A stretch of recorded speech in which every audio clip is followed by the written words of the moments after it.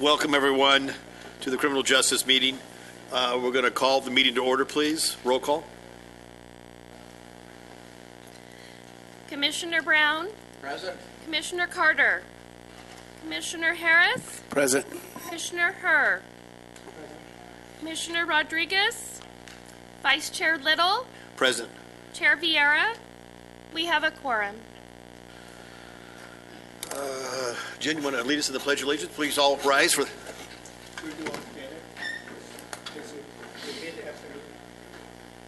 I pledge allegiance to the flag of the United States of America and to the republic for which it stands, one nation, under God, indivisible, with liberty and justice for all.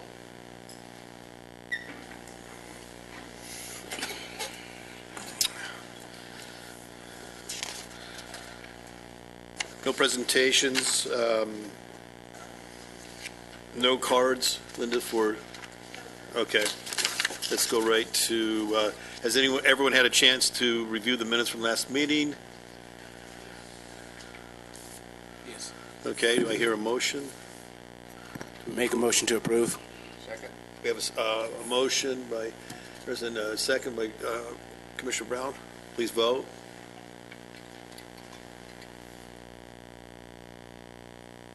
We have 4-0. We'll go right into our reports. Mike.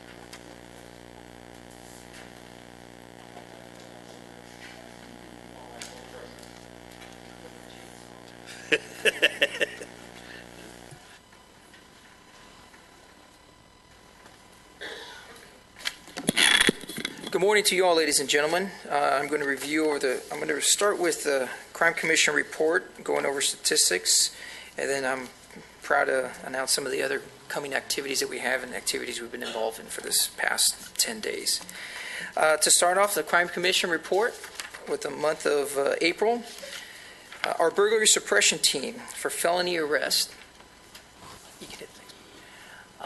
We had 4 for the month of April, which is a decrease of March where we had 13. So I have a minus of 9 there. Search warrants, we had an increase of 1, which gave us 2 for the month of April. Warrant arrest also jumped up to 27 in April compared to March. Firearms, we recovered 1. And as amount of recovered property was actually a decrease of $25,000.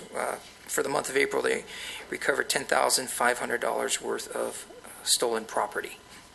And that's our burglary suppression team. Our next directed patrol unit is our Lancaster team.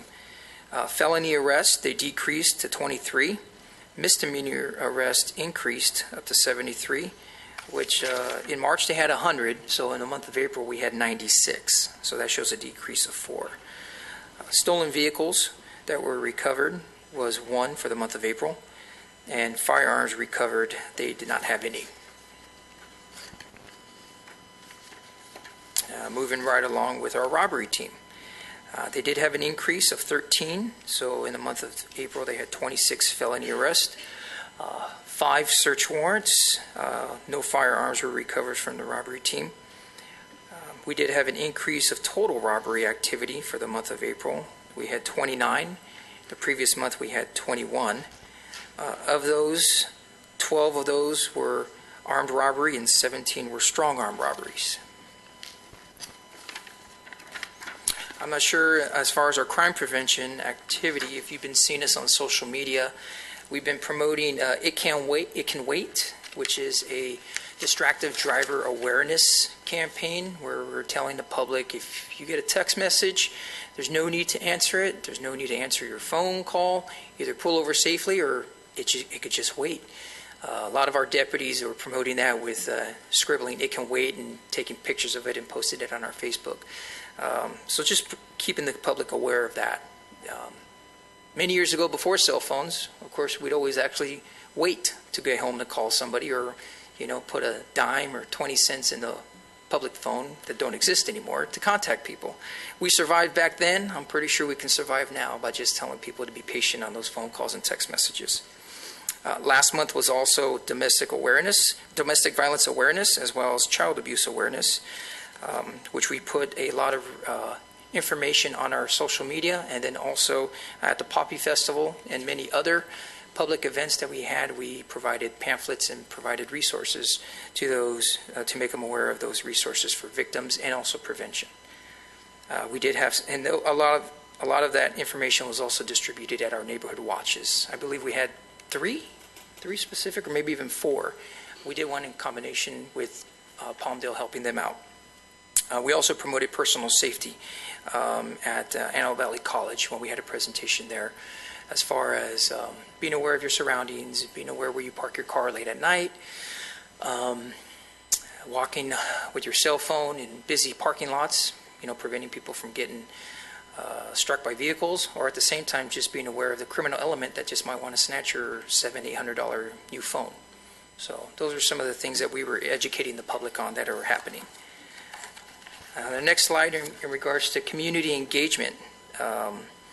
Again, going in season with prom with a lot of the local high schools, we had the Every 15 Minutes program at AV High School as well as at Eastside High School. We also celebrated a Law Day at Highland High School. It's more of a career fair. They call it Law Day. A lot of the jobs were directed towards public service, first responders, and legal system. So there was, we had deputy sheriffs there that were promoting LA County Sheriff's Department for recruitment. We also had a Spanish-speaking coffee with the deputy on Saturday, the 14th of April. I'm sorry, the 15th of April. We partnered with Palmdale Station with their Spanish-speaking deputies. We went to the Vallarta at Palmdale on the far east side, and then we were there for about an hour and a half. Spoke with the Spanish-speaking community, giving them information as well as education. And then we came over here to the Vallarta off Avenue I and 20th Street West. And again, also had a coffee with the deputy there, open to the public, translating any information that they were interested in, any topics that they wanted to discuss. It was very productive. They were very receptive. We were very grateful to the Corporation of Vallarta to being open to allowing us to use their facility, as well as the opportunity to communicate and bridge good connections with the Spanish-speaking community there. At Antelope Valley College, we also talked about new marijuana laws in regards to Prop 47 and Prop 64. Ironically, it was on 420. And then, what a coincidence. And then community activity. Community academy. We graduated 23 citizens in a combination from Palmdale and Lancaster who went through an 8-week program on 8 consecutive Tuesdays and exposed them to role-playing. What's it like to be a deputy sheriff during a traffic stop, dealing with mentally ill. What was the other one? Domestic violence calls. So they were deputy for an evening, and they didn't go out to we also gave them ride-alongs, but it was in a controlled setting at the Antelope Valley College, and we prepared them as much as we could. But they were kind of in a little stressful situation, and they gained a good perspective on what deputies go through on a regular basis for calls. We also taught them resources that are available to the Sheriff's Department, from arson explosives to gang units, to many other specialized units that we have. So it was a very good eye-opening experience for them, as well as they brought up some very good points that we never thought about.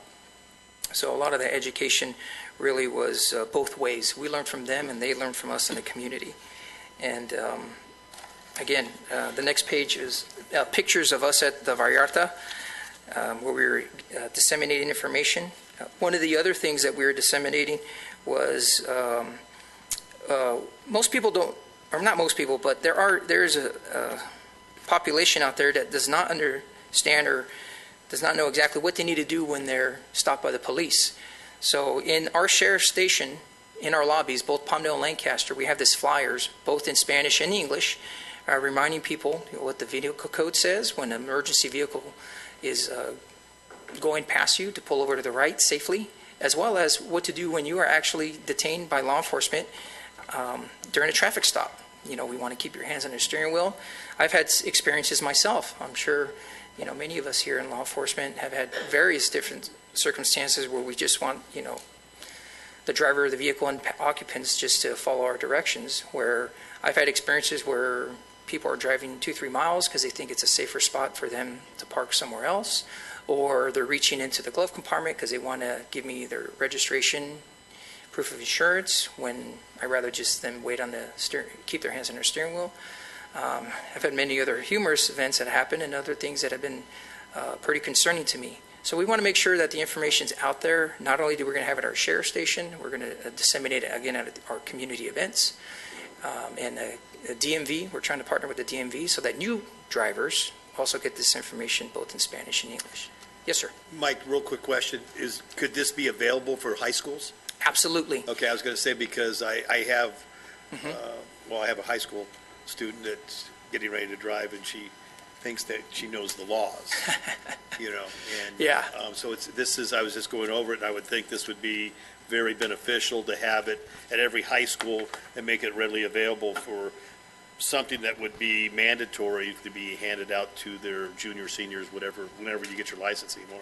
Absolutely. And that's why we're partnering also with DMV to try and get those out there disseminated to new licensed drivers, as well as people who are getting their driver's license renewed, along with other places where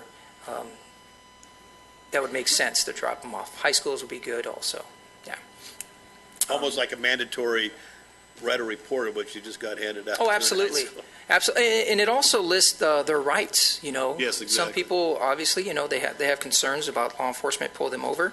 It talks about what their rights are, and it also talks about our grievance system as far as if they feel a police officer was not treating them correctly, the watch commander could be notified, and how that process works also. So we want to be very transparent, but at the same time very educational to the public and let them know what we recommend that they do and don't do for their safety and ours. The other picture also is the Community Academy that I was referring to. And then we had a great turnout at the Poppy Festival as far as our safety zone, and we're thankful for the City of Lancaster opening up that opportunity for us to also continue to mingle with the community. We had a real nice Camaro out there that we got from downtown, and that seemed to be a photo opportunity for many, especially the little ones. They really liked the Camaro that we brought out there. We tried racing CHP, but we didn't want to do that. There was no safe place to drive out there. So at the same time, I say that jokingly, of course. We partnered with California Highway Patrol. We partnered with the fire department and all the other first responders in the area out there. Oh, one other event I also wanted to promote also is our Coffee with the Deputy. I hope you also on the commission see the flyer that we posted out there. It's going to be tomorrow, May 11th, from 8 o'clock till 10 a.m. at the Lemon Leaf Cafe on Lancaster Boulevard. Again, that's that opportunity where we're also going to share this information with what to do when you're stopped by the law enforcement, as well as any other topics of discussion I want that might be beneficial to the people that are going to be attending. Next, we're going to talk about is our crime statistics, our comp stats for the city of Lancaster. We're doing a year-to-year comparison of 2016 to 2017. As you can see, when we're talking about Part 1 crimes, all the way to the very far right, you see April 2016 to 2017. Again, the crime for Part 1, the decrease for Part 1 crimes has dropped by 15.3%. And we're happy to report that. They had 379 in April of 2016, and April 2017 we had 321. So the red shows, obviously, it's lower than the previous years, Part 1 crimes. Going into rapes, February into March, unfortunately, we did have an increase, and it brought us right to what our average is at 7. So we're hoping with awareness that we had for our domestic violence as well as child abuse, we also want to continue to parallel that with awareness of rape prevention. Robberies over the year, there's also been a decrease. As you can see, the numbers proved it when I was talking about the robbery team. So it's just a slight increase. It is still below our average of 28. So if you can see that for the robbery. And we're next page in regards to aggravated assaults, also a slight increase. Still below our average of 59. And burglaries, Very, very slight increase from April to, in comparison to March. Next page after that, we did have a drop, very steep drop when it comes to larcenies and thefts.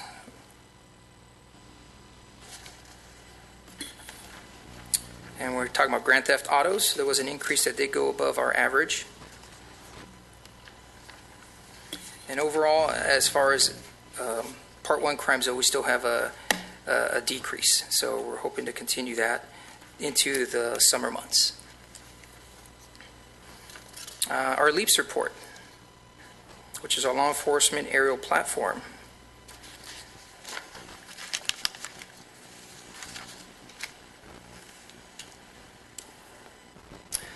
So as far as arrest, we had 9, where LEAPS was instrumental in directing us towards a suspect, as well as at the same time one firearm was found on one of those that was arrested.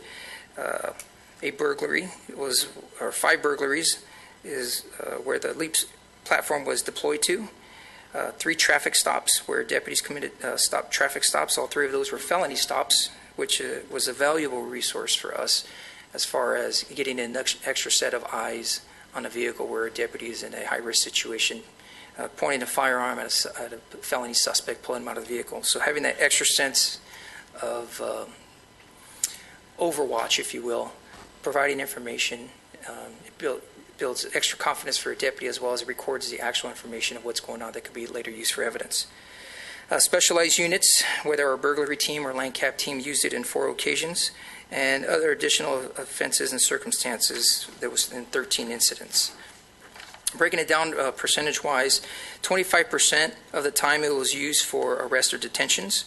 Other ones, 31% of the time it was either used for missing persons or persons with a gun or a domestic violence incident. 26% of the time it was a property-related crime, whether it's stolen property, a vandalism, or burglary.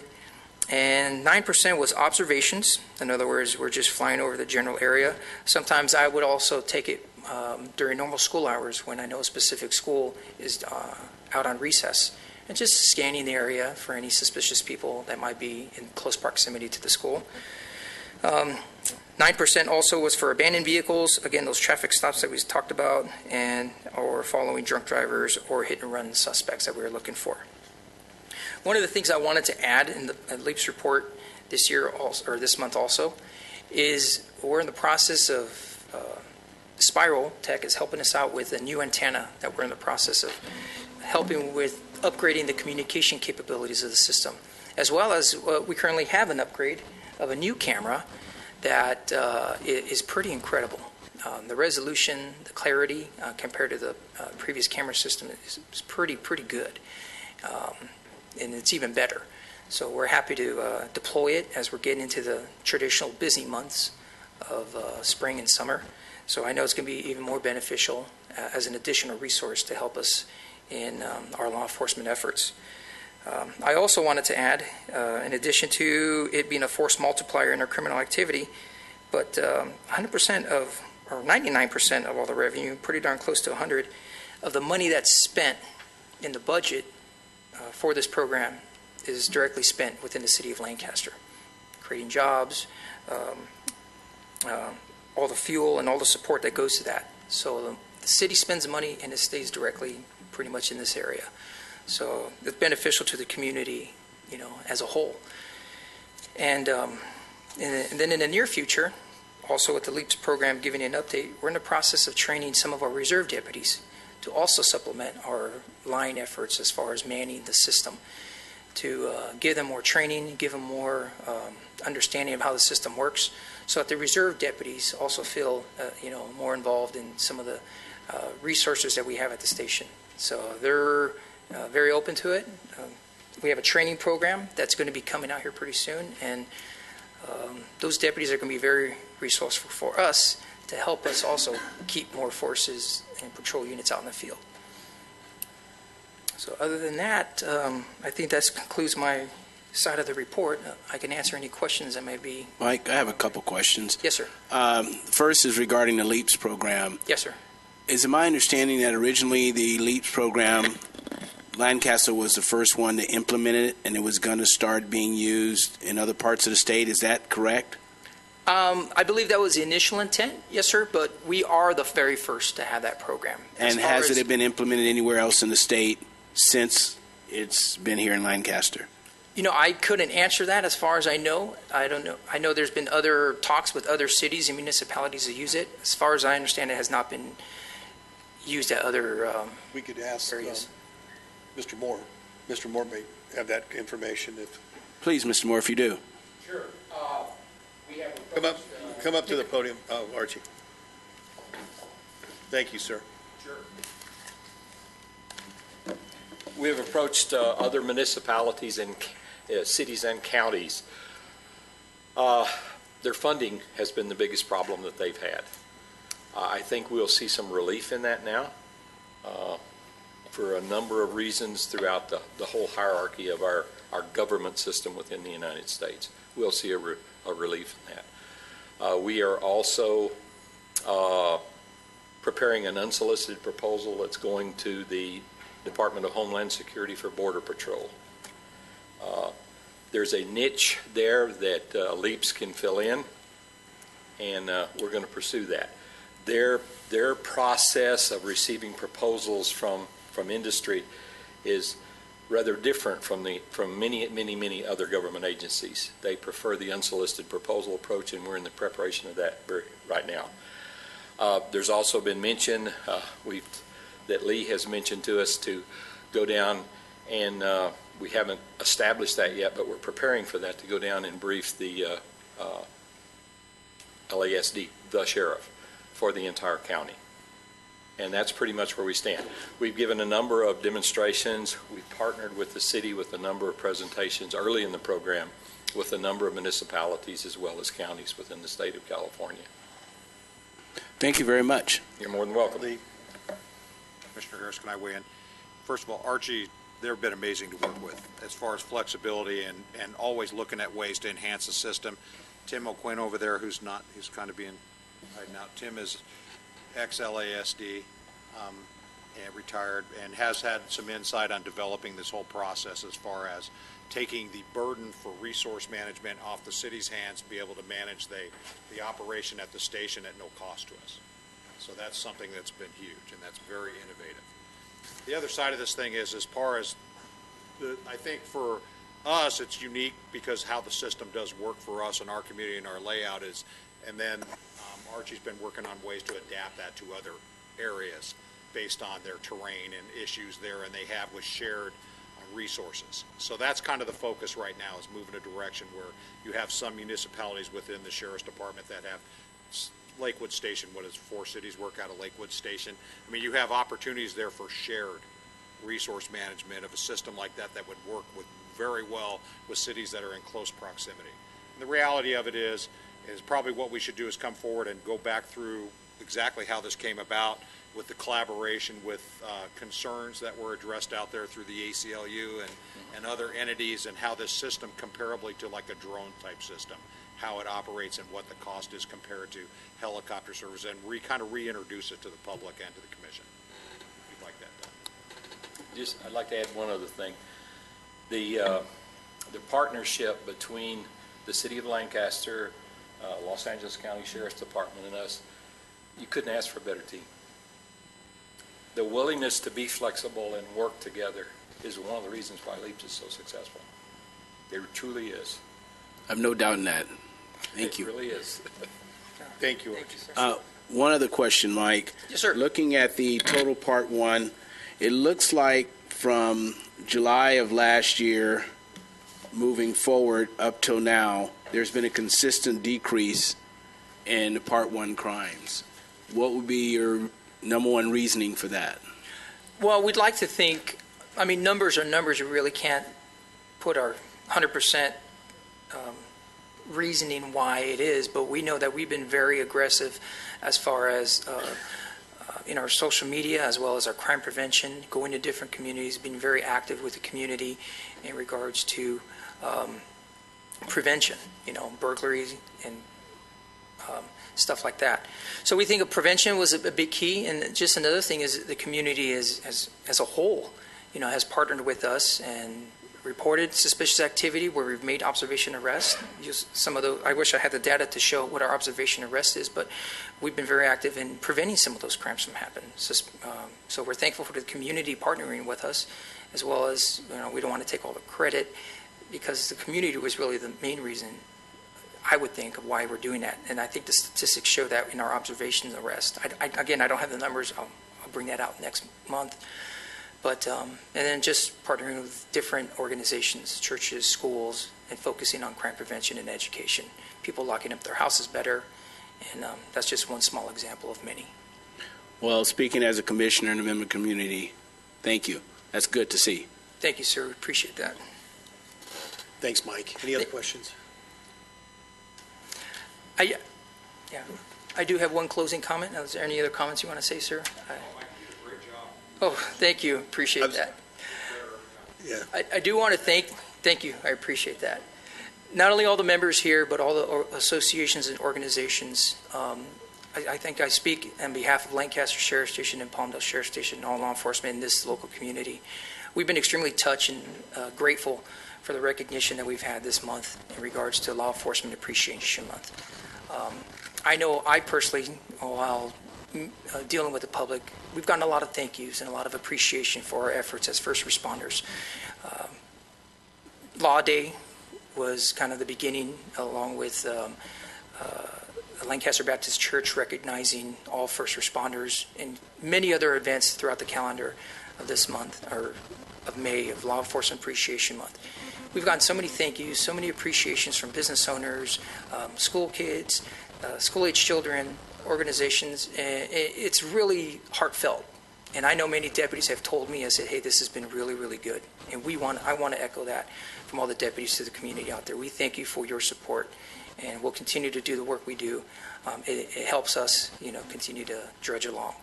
So I did come from Sacramento on Monday. I was there for Sergeant Owen and Al Lopez's, amongst many other 10 law enforcement officers who were killed in the line of duty in 2016. Their names were enrolled in the State Law Enforcement Memorial. I'll be going to Washington, D.C. this weekend, where over 120 names will be enrolled in the Law Enforcement Memorial. And then I want to invite everyone for an event that we're having on May 24th down in Los Angeles for the countywide Law Enforcement Memorial enrollment of names that we put on there. It's a very somber event, but it's a very nice tribute to those law enforcement officers that were killed on the line of duty. So I open an invitation to all of you. Please be more than welcome to come. It's open to the public. It's on the 24th at 10 o'clock in the morning down at Biscaloo's Training Center. It's the new Sheriff's Academy. So that includes our partners in California Highway Patrol also, and LAPD, and all law enforcement agencies within Los Angeles County. Thank you. That's all we can say. Thank you. Mike, thank you. For everything you do.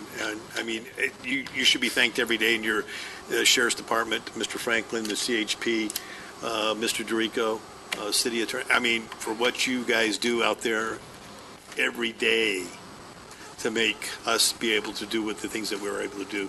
It's endless hours of what you guys put in. It's amazing. So I want to thank you all, and I'm sure the commission has the same. Thank you again. Appreciate it. Okay. Derek. Sir. Good morning, everyone. So far this year, I'll start off with our statistics. Our fatal traffic collisions for CHP jurisdiction are up to 10, which is rather high for us. Typically at this time of year, over the last 3 years, we've averaged 4. We've also had 13 victims that died as a result of those 10 collisions. Our injury accidents are up about 7%. We've had 92 so far this year. Our overall total accidents are up 25%. So far this year, we've had 261. Our DUI-related traffic collisions are down right now by 21%. So far, we've had 18.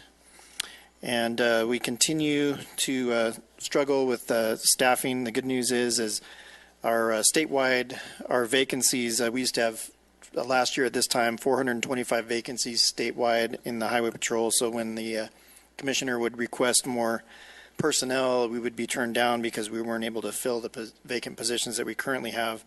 So a lot of changes were made to our academy. Some changes were made to our recruitment process and our testing process.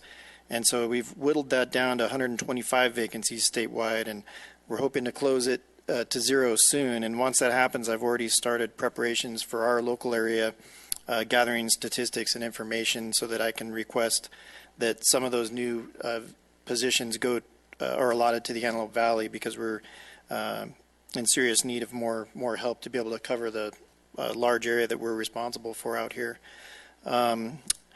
We continue our education programs. Our Start Smart program is running really well. We offer those on a regular basis for new drivers. Our Every 15 Minutes program is something that we've taken a lot of pride in and worked really hard to coordinate with all of our allied agencies and partners in the community. Our Child Safety Seat program is ongoing. Every year, it seems, we've had some pretty horrific accidents with children that are not properly buckled. Just on the freeway a couple weeks ago, I was just driving home and came upon a TC. I was the first responder to arrive, where 4 children were in the backseat of a car that slammed into the center divider, and an 8-year-old girl was ejected out the back window and was laying on the freeway right in front of me. Incredibly, she just sustained some minor injuries. I don't know how that happened, but there were other injuries in the car, and none of the children were properly secured. So we really emphasize that. We do it for free. Anyone can call our station and make an appointment to come in, where we instruct the parent. It's more of a instructional type of thing, where they come in and we instruct them on how to properly install the seat. Sometimes they show up and want us to just install it for them while they read a magazine, or, well, they don't do that anymore, right? They look at their cell phones. Right. Yeah. So what we make sure that they actually get up to and go out to the car, and we show them how to do it, because they're inevitably going to be taking it in and out, and they need to know how to do it properly. One of the children in that crash I was talking about was in a car seat, but the car seat was not strapped into the car. So luckily that child ended up being okay, but it was just by chance. I wanted to echo the Sheriff's Department. We've also received lots of accolades and expressions of appreciation, both through emails on our Facebook page, letters, people just on the street coming up to us, and we appreciate that as well. And out here, I think we have a pretty good community that supports law enforcement, and it's a really refreshing to work in a place like that, for not just me, but for all of my people. So the part that you all play in that, we appreciate as well. Dr. Brown? I know that some of the variation in statistics can just be random statistical noise. Do you attribute this increase in accidents to any particular? Just my educated guess would be the increase in distracted driving, just based on what I see driving around and what my officers are telling me. And it's one of those things where you can't always, it's very difficult to prove after the accident. If somebody puts their phone away, we can't arbitrarily pick it up and search through it to see if they were calling someone or on the phone. You have to have a witness that either saw them holding onto it, or they have to admit it when we ask them. So that's kind of rare that they do. But just anecdotally, I would say just the fact that everybody I see stopped at a light is looking down at their lap, and I see people on the freeway all the time, distracted, moving out of their lane and coming in front of other cars, and then when you go alongside, you see that they're looking at their phone. So I would say that that's probably just the increase in that is probably what we're looking at.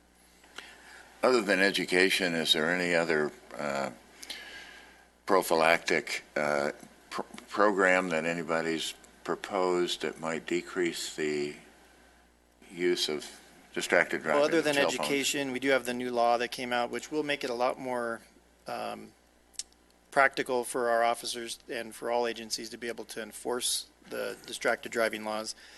If you remember, the law before was you had to be texting, or you had to be actually holding it and talking on the phone. So then if you saw someone just simply holding on to the phone, they might have had it on speakerphone, but they're holding it in one hand. It wasn't necessarily a clear-cut violation, and depending on the judge and the circumstances, it could go either way in court. Now it's more clear-cut. If you're holding on to it at all for any reason, it's a violation, which makes it a lot more easier for our officers to take action when they see a clear-cut violation like that, as opposed to trying to decide if they were actually in the middle of sending a text or what they were trying to do. People would say they were looking at their GPS and things like that. So now it has to actually be mounted somewhere if you're viewing it, and it can't be in a location that blocks your view out of the windshield or out of one of your other windows. It's amazing. It's amazing to me that driving around, how many people are on their cell phones. I mean, it's astronomical. Still seeing it, and yet exactly what you said, Captain, is driving by somebody and they're looking down. You know, I mean, what are they? You know exactly what they're doing. You know, and it's too bad there's not a device that once that engine starts, the cell phone gets cut off. You know, so. Yeah, there is a device. That there are companies that offer that service, but you have to be the one to sign up for it. So it's just, I mean, it's something that when you're looking at this thing to high school students and making recommendations to high school students on driving and this and that, and should be mandatory, I believe. Is that thinking that I have a child that's getting ready to be driving and let alone, I think, oh my God, at 18, I don't think she should be driving.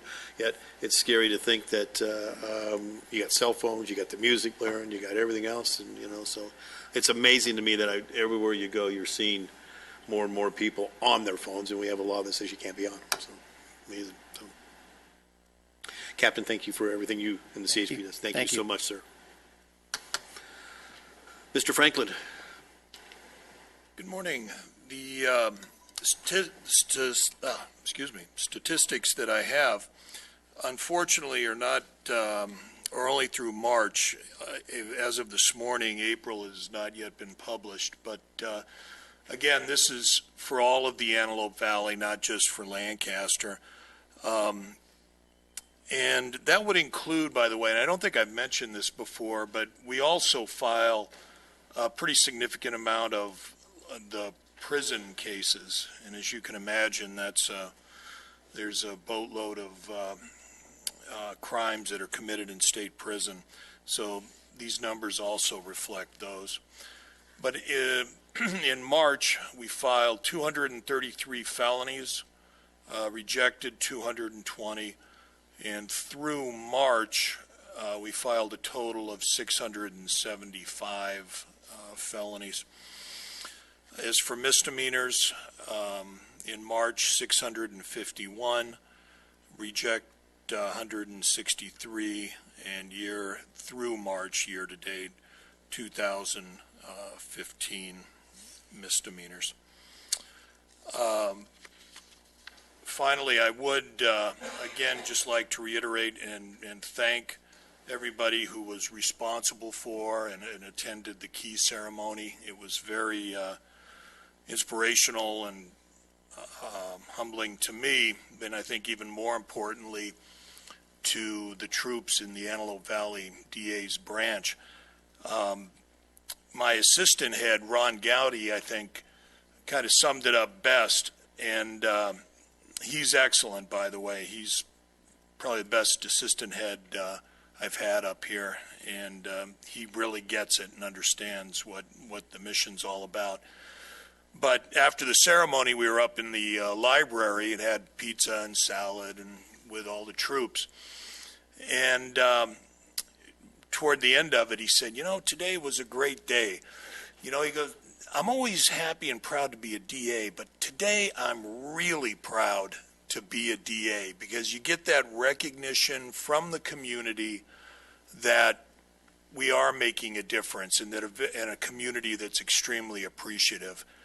And it speaks volumes of the work that the troops do there. So again, I do want to give a very humble thank you to everyone. And that concludes my presentation.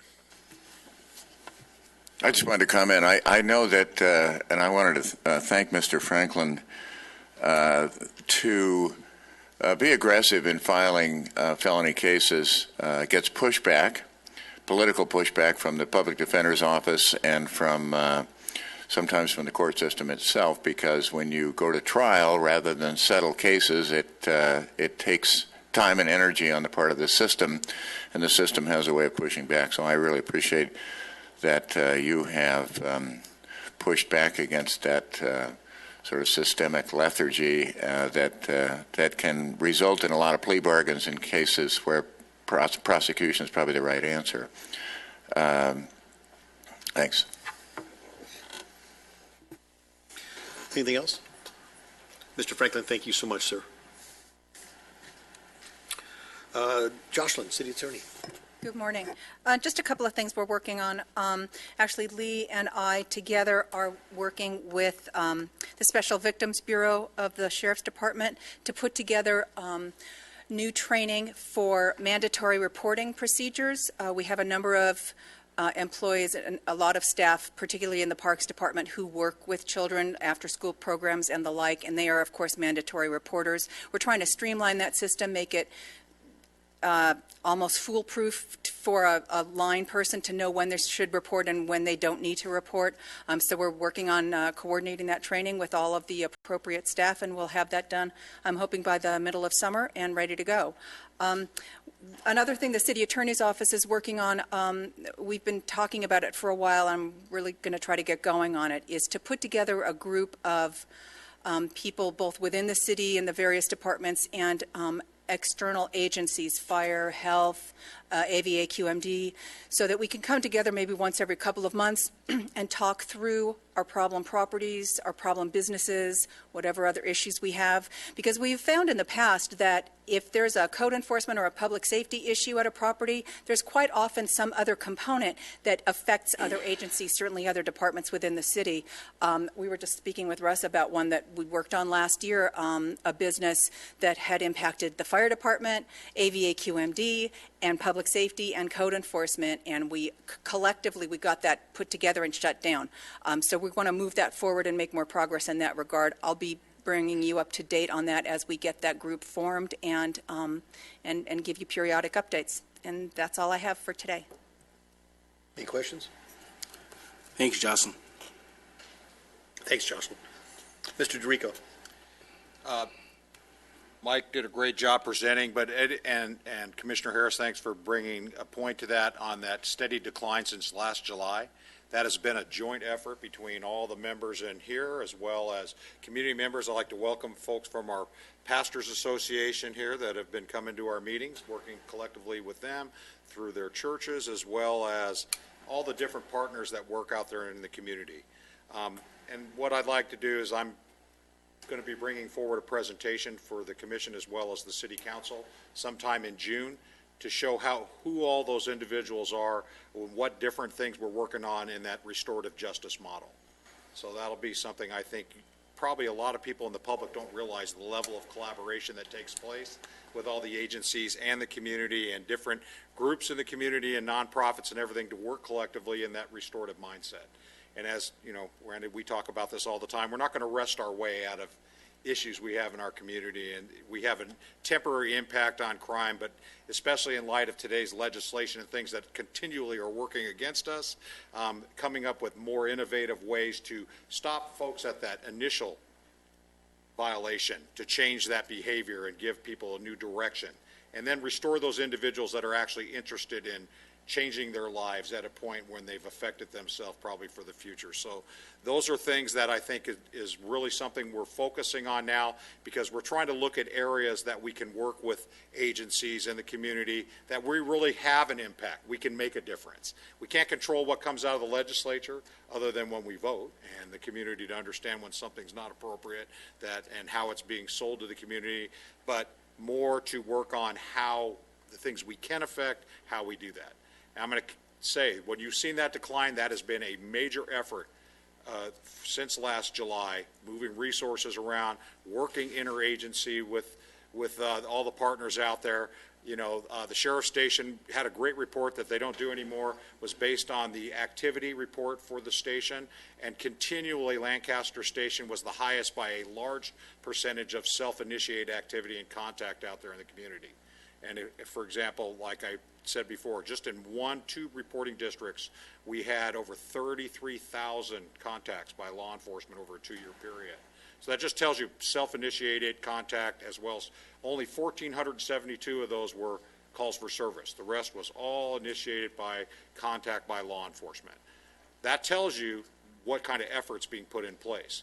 Now, based on that, the number of arrests was interesting to see as it compared to based to the contact, right? So what truly is the perception of what activities out there?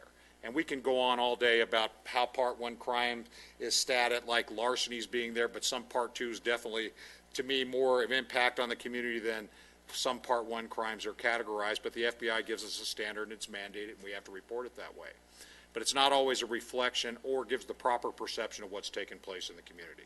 So I'm going to really be working on that over the next several months on trying to bring that perception of what's really taking place and what impact that's having, and what can we do as a community to change that. The other thing is I want to, the Poppy Festival in the public safety zone was amazing. Thank you, CHP, the fire department, Mike, everyone. But I want to, Tracy, stand up, please. Okay. This is something Tracy puts together every year. I literally do nothing, okay? Tracy works with our Parks and Rec staff and coordinates all this and gets the groups out there. And I think one thing that's nice is we have a representation from also nonprofits in the community that operate, Tarzana Treatment Center, the folks from Animal Control come out, they do a pet adoption, they do all these things that we got going on over there. And it's really just kind of touching on the beginning of all the things that are occurring within just the public safety arena that's happening in the community and that interaction with all those agencies. And I want to thank you guys for bringing all those resources out there. And Mike's right, that Camaro is pretty cool. I really wish that was a real live radio car we could drive around, because it's pretty sweet. But it was really good. And the attendance was amazing. I have to tell you, I mean, our parks staff does an incredible job. They're second to no one on any event I've ever been to. And I will tell you that the amount of people that came out, especially on Sunday, was unbelievable. I've never seen it that big, but it was the best one yet in my time here at the city. And then, Steve, you're the most humble guy in the world, really, okay? I mean, but Mr. Franklin deserved that recognition. He does a great job. And the interesting thing is when you work with his staff is to understand the level of respect they have for Steve. So the mentorship that he's provided for those prosecutors, it tells a good story about their real concern and mindset for victims of crime, because that's who they represent. They represent the community, the restorative mindset of the community, and victims of crime. And that is so important for us, also for those offenders too as well, to change that behavior. You know, something has to be done, and there has to be some type of punishment that takes place. And punishment's probably not the right word, but, you know, maybe today in today's political climate.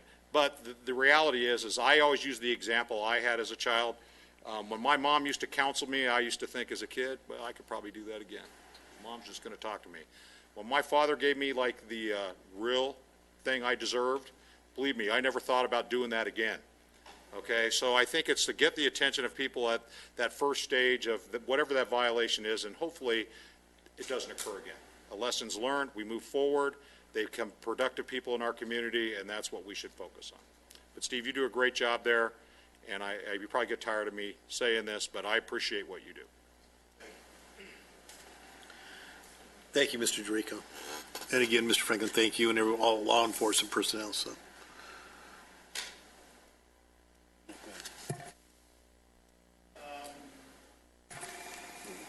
Rick Cook, Senator Wilkes' office.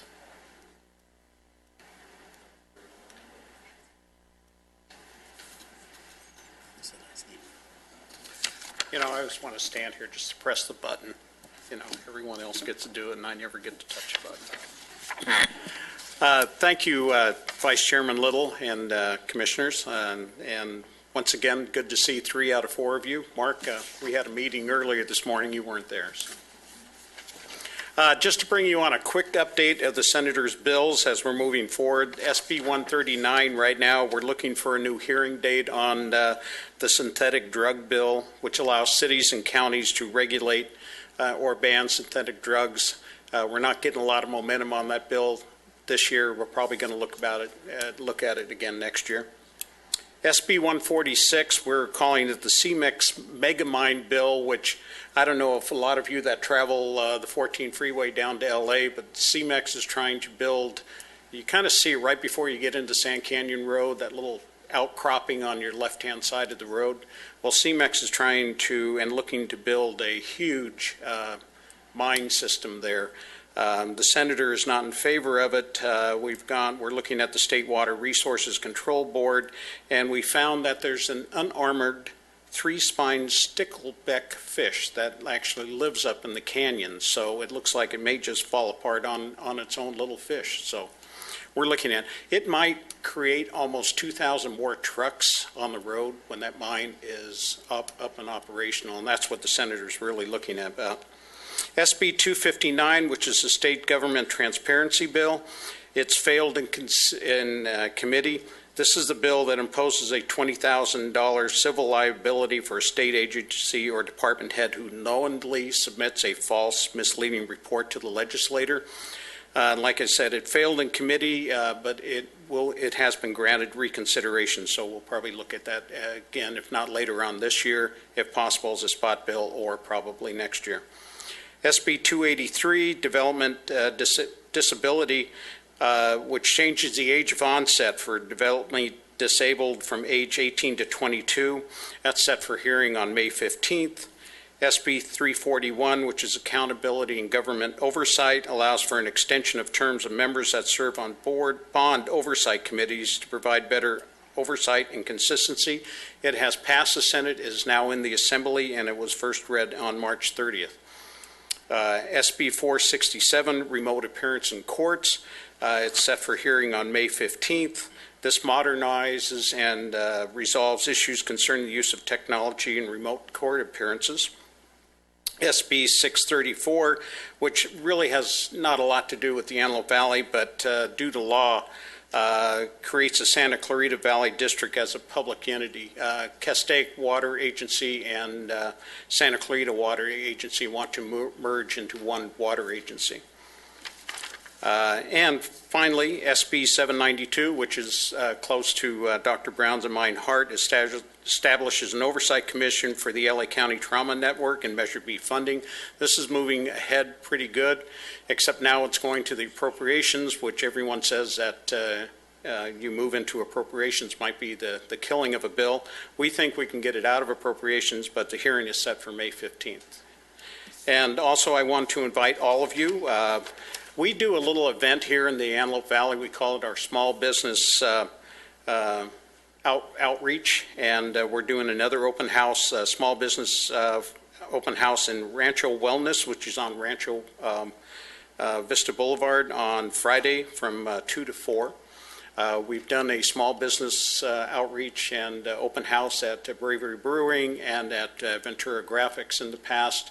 This is just a way for people to get out and see what a small business is. We have criteria for it. Can't be more than 15 people that work in the business, has to be established for over 3 years, and has to donate some of what they do back into the community. Rancho Wellness actually holds classes for seniors so they can use the indoor pool there so they can get exercise for free. And they also outreach into the veteran community for the same thing. Rancho Wellness is a physical and rehabilitation service center. So that is my report. Oh, no, I should say, and also the senator and as well as Assemblyman Lackey on Monday adjourned both sessions in the Assembly and in the Senate in honor of Sergeant Steve Owen. Rick, real quick, I missed on the synthetic drug. You were saying, what did you say on as far as it's not getting much steam? It's not getting much movement. We're trying to get support for the bill. Right now, it's kind of fallen on its wayside, so we might just kind of table it. Why isn't it getting much movement? You know? Who knows? Within the state and the legislature might, we're just going to have to push it a little bit harder. Mr. I can Dorico. tell you this, there's a whole mindset as it relates to narcotics. Not understanding the full depth of what this particular issue is. If we took back and set the same alarm off for like phencyclidine, PCP, right, and the reactive issues and what was actually happening to people, so that's what Jocelyn and I were just talking about. What would the strategy be for them to have a clear understanding of what this is doing? People are dying from this. Okay, they have no regulatory faction whatsoever as it relates to what's in this concoction anyway, how it's getting here, and then the ridiculous mindset behind it that it's not illegal to possess, it's just illegal to sell. Right. It's ridiculous. Okay, it kills people. Didn't we have this discussion here a year or so We had ago? this discussion last year when Last Senator year. Renner was alive, trying to put Yeah. the salts, what do we call it? Bath salts and the Yeah. little Bath salt, packages that show you we're attracting the kids to certain type of Right, packaging. and it's cheap, and it is. We're back to the same thing of, it's just the era of it. Back to the acid tab days and people where they were putting that on and how they can secrete it. This is very inexpensive, but people are dying. And It has the same you can cause call and it effects. one thing, Yeah. and it's pretty much stuff you can buy over the counter. Right. Change it a little bit, and then it's no longer the same drug. I remember that comment being brought up by you and Johnson before. There's little Right. changes that tweak it, then all of a sudden it's a different scenario. But that's ridiculous because there's different method and precursors for manufacturing methamphetamine. There can be all kinds of other precursors for manufacturing any narcotic and what's in it. So to say it's only this narcotic if it has these things, there should be 2 or 3 key elements of it, and beyond that, it shouldn't matter. But I guess my point is that I'm finding it hard to believe when you say there's not much steam behind it. Well, it's amazing to me that it's like we were talking. It's killing people. It's getting their kids. But it's not the one illegal drug. to possess it. Right. But it's illegal to sell it. Right. And so how are they getting it? And I'm going. It's mind-boggling to me. So. And then yet there's not much steam behind it. Well, and when I say that, we need to craft it a little bit better. We need to work a little bit to kind of take these legal things and try to craft it to where it works as an illegal drug. Right. And we just need to work harder on it. And working with Lee and Jocelyn have been great. We did this last year. We'll try it again this year, and we'll try it again next year. And eventually we'll get it honed down to where we can get it past all the rest of the legislators. Any other? Yeah, if you don't mind, Rick, I wanted to give a little background to the 792 bill that Senator Wilk has introduced. Having an active trauma service in the Antelope Valley, I think, is very important. I certainly think that Captain Bernier and the Sheriff's Department would agree that even though it's not directly related to crime, having an active trauma system is very helpful. Any of us in here could become victims of vehicle trauma and be rushed to the Antelope Valley Hospital. So the AV Hospital Emergency Department is the second busiest ER in LA County and probably one of the busiest ERs in the entire nation. We see about 120,000 patients a year. And it's important that we have a healthy trauma system. And trauma systems are expensive. To be a trauma center and be an accepting facility for trauma, you have to have full-time trauma surgeon in the hospital 24/7, anesthesia. You have to have on-call neurosurgery and orthopedic surgery, and there's a lot of backup systems that have to be in place. So the county in 2004 lobbied to get Measure B passed, which was a tax on all of the people in the county, including everybody in the Antelope Valley, to give money to support the trauma system. It raises about $250 million a year, and 1 year into the allocation process for the county abandoned the oversight committee that it had to help allocate that money. And so what Senator Wilk's bill does is it's trying to go through the state legislature to get the county to reinstate this oversight committee. And why is that important to the Antelope Valley? And just to give you a little bit of background, which is pretty astonishing to me, the county allocates about a little bit more now, but in the past has allocated about $1 million a year to the Antelope Valley Hospital trauma system. That's out of $250 million. So what that really means is that we're seeing 250 of the revenue that they're taking in, but we see about 10% of the trauma. So we should be getting about 25 million. The county is keeping most of that to itself. In the past, since the inception of Measure B, the county has allocated to itself about $2.5 billion, and to the Antelope Valley about $8 million, just to give you a sense of the disproportionality of this. So we've tried to do what we can to get the county to pay attention to the Antelope Valley. They recognize that we're geographically landlocked, and we don't really have another option. We can't send people down the hill who have trauma. Even when we weren't in the trauma system, we were getting most of the trauma from the area. So this is very helpful, and I really appreciate that the senator's taken the initiative and had the vision to do this, and I hope it produces some benefit for the Antelope Valley. Thank you. Well, and you also, thank you, Dr. Brown. You were a wealth of information when we turned to you and your team to ask for it. So thank you. Rick, thank you for everything you do, and Senator Wilk, thank you so much, Rick. Thanks, Rick. Russ Williams. Zimmerman Lackey's office. By the way, Rick and I did not coordinate the shirts this morning, so. That was our first question. I knew that would be, and I thought I'd just get that right out in the opening right now. This is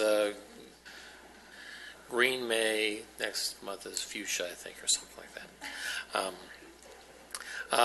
Real quickly, by the way, it was good to see Dennis get the award last week at the Law Day. That was very good. Mike, I was up at the memorial on Monday as well. Great memorial, very touching. Also, the safest place in California to be at that moment, because there was law enforcement agencies from the entire state there, and it was overwhelming when it was. So it was really good to see. A couple of real quick things. The Summit is having a demonstration today up in the Capitol on a couple new methods to select to detect driver sobriety. And so they're doing a demonstration at the Capitol right now. It's a couple of different systems that they have to bring this once again to the forefront, to the legislators, the various legislators in the Capitol, let them see it, plus the news media. So hopefully keep that going. We'll see how that goes later on. That's happening right now, as a matter of fact. I'll check on that. There is also a couple bills moving forward that the Assembly is interested in that would eliminate cash bail, that you wouldn't have to pay cash anymore for bail in courts. This is basically it's going to be replaced by pretrial services. Now, what's pretrial services, you're wondering? It's a phone call. You'll get a phone call telling the defendant, or that your court date is at this time to be prepared. It's kind of like the dentist, getting the phone call. It's or the time and the date of they're supposed to be at court. The more dangerous of folks will have to have ankle bracelets. At this point, there's no clear funding avenue where the funding is coming from, and the Assemblyman opposed this in Public Safety Committee a few weeks ago, but it's still in the works. So no cash bill. What? No cash bail. They want to eliminate cash bail for before you go to court. So, and just kind of the honor system sort of An thing. honor system? And that's my throw in. Yeah. No, it's Mr. Franklin, how do you feel about the honor system on that? It's absolutely ludicrous, to say the least. There's a genuine public safety issue here, because these people on the honor system, there's witnesses out there, and it's very naive to think they're not going to be in contact with these witnesses, intimidating them not to come to court, let alone them going out and just committing additional crime. I'm sure they'll have them sign a waiver not to contact anybody. I'm sure. Yeah. I just like the term it will be replaced by pretrial services, which is merely just a phone call. That's got to be the stupidest thing I've ever heard. But So the Assemblyman was against it. He was against it in public safety, and but he's still speaking out. May I inquire just briefly, is it getting any traction? Yes, it did go through public safety. So that was the first. Who drafted this bill? I don't have I'll get the detail of as it gets closer if it does go through, if it does start going further. But anyway, so I wanted to share that with you. And like I said, once it gets to appropriations, we always think of appropriations as the killer anyway, because there's no clear funding space available for this at this point. So chances are I won't get anything out of that. But, that's scary. It's very scary. Yeah. so, anything else? No, you've said enough. You woke us back up, Russ. That was a good one. All right. Thank you, Russ. You guys Thank you take so care. much. Thanks, Russ. Any other comments on that? Yeah, plenty. Yeah. This is part of the commission when we will public business from the floor on non-agendized items. Speakers are able to fill out speaker cards. They're held to 3 minutes. We cannot act on anything or take action on anything, but you're more than welcome to speak. I have a couple speaker cards. Mr. Juan Leal. Did I get that right, sir? All right. Thank you, sir.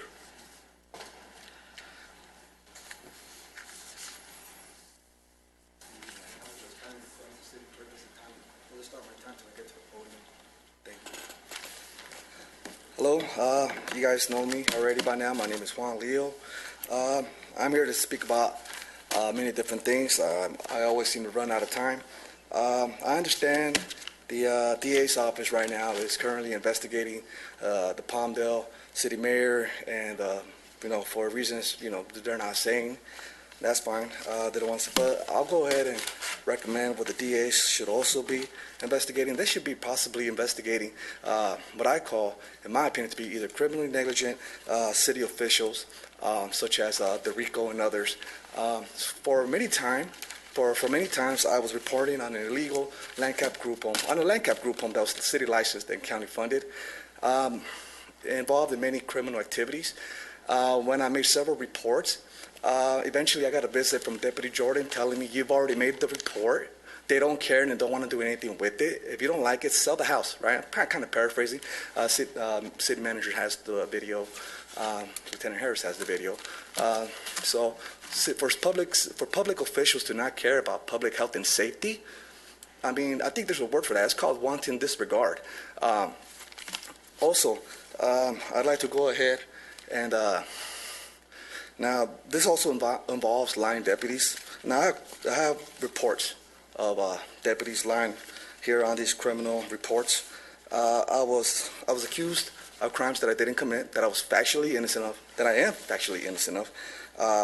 I offered a videotape that proved my innocence from surveillance that was in my home several times. They failed to include it in the police report. And then, oddly enough, it failed to find its way into the court's docket minutes, even though my attorney clearly states that the videotape is conclusive evidence that the alleged victim, the Lancaster group home operator, is lying. Why does your office continue to believe anything he says to the DA's office? Criminal prosecution of the case filed against Mr. Leal is at the very least unwarranted and at worst malicious. The DA's office, DA Gadsden, or DDA Gadsden, responds by saying, let's see, given the information, RE the video, given the information, RE the video, he would be willing to dismiss the case. Now she acknowledges that there is the videotape that proves my innocence. Now we walked into court a couple days later, that case was dismissed, RE the video.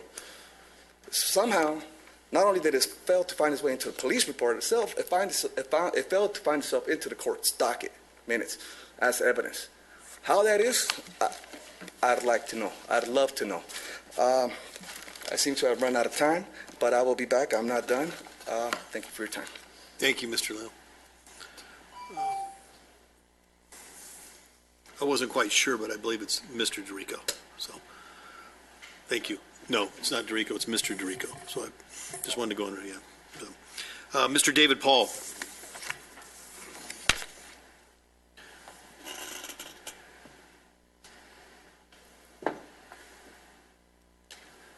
Mr. Vice Chair and Commissioners, good morning. It's a fun time to come and see all this work out. A couple times ago at this meeting, I spoke about not being able to predict what changes would occur in the Justice Department, and I didn't even suspect this latest bombshell. That my main concern is the erosion of public trust in the law. You've heard me say this many times here. There's no greater joy than to love and respect the law. And I could go on for hours about that, but it's really predicated on our fundamental core belief in our constitutional republic that no one is above the law. And it concerns me. I remember Bill Clinton and the Monica Lewinsky incident, and what an effect that had on an entire generation of people who, because of things they gleaned from what our president said, no longer thought that a certain form of sex was actual sex, and that influenced people. And today we face a situation where, and what got Bill Clinton in trouble was lying, not necessarily the act itself. So now we're in a situation where lying about it is the least of our concerns with the current situation, and the erosion of public trust, it just affects me, because how can you get people to understand that they shouldn't use their cell phones? I don't know where Deputy Ruiz went, but people don't think. They don't think that their actions have consequences, and it's disturbing. But what I find in this room is reassuring, and I want to again thank everybody for what they do, and just say, steel yourself against, and be aware that people, citizens, are confused by the discrepancies in the respect for the law shown throughout our government. And but I certainly appreciate everything that you all do. And I want to end tonight. I have to take this back to the Red Box. It's this movie called Hidden Figures, and I don't know if any of you have seen it, but I highly recommend it, because it shows how far we've come, how far we have yet to go, but that there is hope that by working together and showing our best efforts, we can affect change and influence minds. So thank you again to everyone for what you do. I appreciate it. Mr. Paul, thank you always for your kind thoughts. Commissioners, any comments? No. Good. Mr. Vice Mayor, anything? No? Then we stand adjourned until June 14th at 10 a.m.